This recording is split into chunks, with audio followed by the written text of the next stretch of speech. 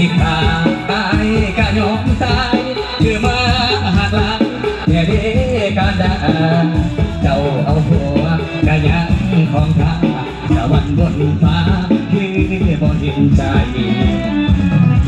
แต่ว่าตัวอายที่ตามคนดีที่ตามความเคลื่อนไหวติดต่อมาได้เสียอายบ่ดีอายกะแต่เขาชาตินี้คนดีบ่มีใครบ้ากินยังกับอะไรยังไม่ได้อยากเขาเราก็ไม่ได้กินยังเลยพี่น้องรอละมาบ่ปล่อยใจลอยลอยสู่เมื่อวันทำเธอไว้ใจน้องร้องให้ย้ำเข้าสองเพจนะอายนั้นคือคนตาย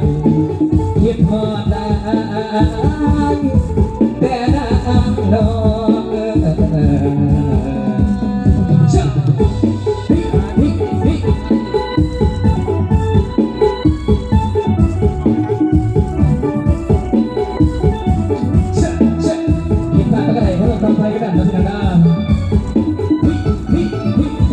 เสียงเป็นเสียงแบบแดง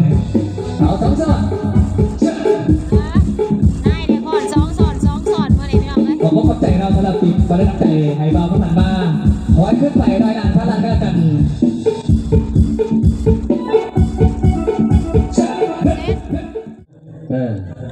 ไปกำลังช่วยว่าคันมีตาบังคุกตามมาให้กินเลยเด้อท่านขอบใจชิ้นนวดบอมากกระดาเราทั้งนี้นะคันมีก็เฮ็ดชิ้นเองก็ได้เพื่อนสิมาเอาโอ้ยขอบใจนี่แกสำหรับคนใจระเบิดสมัคคีการถือว่าได้ออกมาเป็นที่พ่อแล้วนี่พี่น้องตอนนำประทานได้กินตอนนี้จะกินวันนี้ซ้ำสิบวันพี่น้องเลยการเดินความยินดีทั้งบรรดาทางใจคนที่เกียรติทุกการกำลังเดินทางมาหอบจอดถึงก็เดินความยินดีเด้อวันนี้การสลับปัจจัยระบบสมาธิการทุบได้ออกมาดูกันการกับเวทีเป็นที่เรียบร้อยแล้วกับคนที่อยากที่เกียรติเชิญท่านได้ทุกค่ำขยับลงในพนักงานบำนาญหรือว่าวันนี้ก็ได้สลับเวลามีคุณค่ามาพร้อมในการดูบ้านมหาบงคลของบุตรของล้านเราชัดเองปีใหม่ฝ่าใหม่ลูกในศพในไส้สุขภาพแข็งแรงไม่ได้เด้อแล้วก็จะใส่น้ำก้อนโมมีจนมีแต่รวยกับรวยเอาเส้น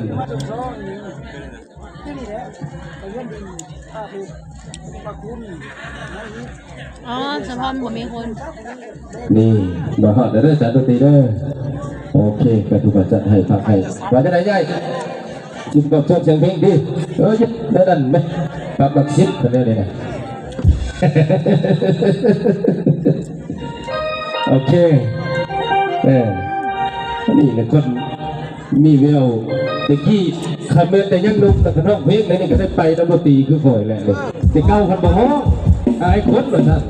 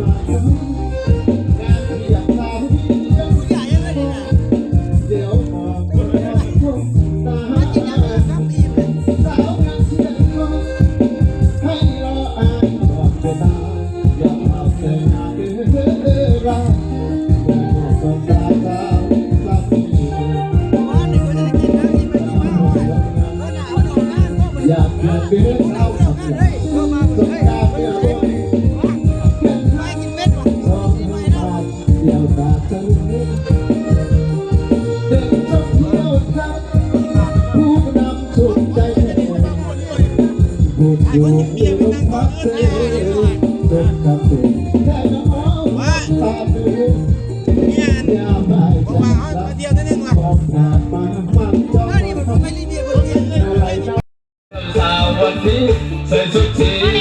พ่อนี่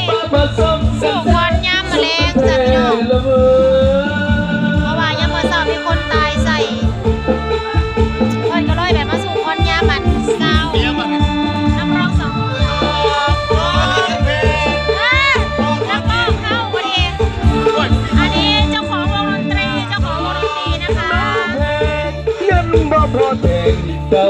อย่าเสียใจได้กันแล้วจะหามาแก้ไขได้กันแล้วจะหามามันนี้บอกไม่ให้ทั้งให้เป็นพิธีทั้งศาสนาสกลบัดได้พิธีประสิทธิ์สุขวัญเราซะ โมโหเด้อหายไปใส่บาทนี่ยังได้ยังบ่ได้จับได้ไก่นึงผู้ลินคีย์บอร์ดและเผาไว้อยู่ก็มีแหละเห็นอยู่แน่หักษาของบ่คุ้มเลยของโตเลยฮะเอาลงอีกนิดเสียงนะดังพอนะ โอ้นั่นยากคือ ดังมาดัง บรรดาแขกคณะต่างๆเนาะคน ตอนนี้กำลังสู่ควันพี่น้องเอ้ยสู่ควันกำลังสิสู่ควันยำแมลงแขกบ่หนี้เลยสินี้จะได้คงสู่ควันยำแมลงสินี้ไปใช้ แห้งดังขึ้นเลยแน่นอนครับ มีแต่นักร้องและสินี้ป้าบัดนี้เพราะว่านักร้องก็ไปไกลได้บ้านดงน้อยหัวคำผมทางเซโนถ้าบัดเละกระดอกกระเดียดแต่เพราะโอ้ทางไปเซโนบ้านดงน้อยหัวคำเฮานี่แหละเจ้ายังไข่ได้ไปไกลๆถาโพนี่ไกลๆเนี่ยเปลี่ยนกันนะจ๊ะ ขับรถไปจากรับ เปลี่ยนกันเอาไปถาโพจ้ะ ไปเลย โอ้ยเจอแต่เจอเนื้อตอนนี้ก็กำลังส่วนซนกันพี่น้องกำลังโซเลกันกูกินก็กินไปเนาะเพราะว่าเพิ่นสู่คนตอนแรงสู่คนตอนแรงตอนเช้านะมีคนตายใส่เพิ่น จบก่อนเนาะอนุญาตนำเด้อลูกหลานเด้อกำลังมันเนาะ กำลังมัน พอย่าก็คือจะประเทศน้ำอยู่มันยังยังบ่แล้วเวีย นะ เช้าบ่เห็นเต้นจะเทือนมีแต่ว่า โอ้ยมวนแท้ๆแล้วเวียพอย่าสิประเทศน้ำบ่สูดก็จะว่าดีเนาะเปิดเพลงเอาจะว่าดีเนาะ เอาเดี๋ยวนี้อยากให้ทั้งลามเด้อนำเอาห้องมามอบให้เจ้าโคตรลุงตาทั้งภายชาติพายิ่งเนาะมีอย่างเอาขนมมามอบเด้อภาคส่วนน้ำต้านสารคมขนาดข้าวอย่าพอดหลายกระบอกอ่างเดี๋ยวนี้ เจ้าสาวลูกสาวนักกระแต่งงานมัน ท่านเจ้าโพดเข้ามาภายนี้พี่ลามมาภายนี้พาลามตามมาทางนี้มีอย่างแน่ ร้านเคยเขาเนี่ยเฮ็ด เมืองใบสัญญากันนั้นมีอย่างแน่จะให้อ่านดูพัง ดูครับโมเมนต์เดี๋ยวว่าเอานะนี่ไอ้น้องมันไม่นอหลีนออีลีอีหลอนี่12ข้อง14มาได้ที่ไหนลุงเอ้ยเขาขอโทษนะว่าสมปองว่าเอาใบสัญญามาอ่านก่อน ตอนนี้เป็นเวลา3 โมง เพิ่นสัญญากันมือแรกมีหยังแน่ สู่คน3 โมงแต่ว่ายังบ่ได้เลิก ขดองเท่าใด เช้าสุดเดียวยังสิ มีคำจักบาททอดหรือข้างมีไก่จักโตงัวจักโตงัวบ่ทำถึงดอกคือกินเบิดแล้วตามเบิ่งนี่เบิดกะยาหรือบ่เบิดก็ตามเนาะอันนี้ว่าตามพี่เจอเด้อลูกหลานเด้อโอ๊ตเอาบ่เหิงดอกอีกจัก2 ชั่วโมงพยากาสิอันนึกไอ้เนาะในใจก็อยากย่อช้าเอาโลดแล้วแต่มันหนักบ่ โอเค อันนี้สงบ่เต็มเนาะมันใช่ได้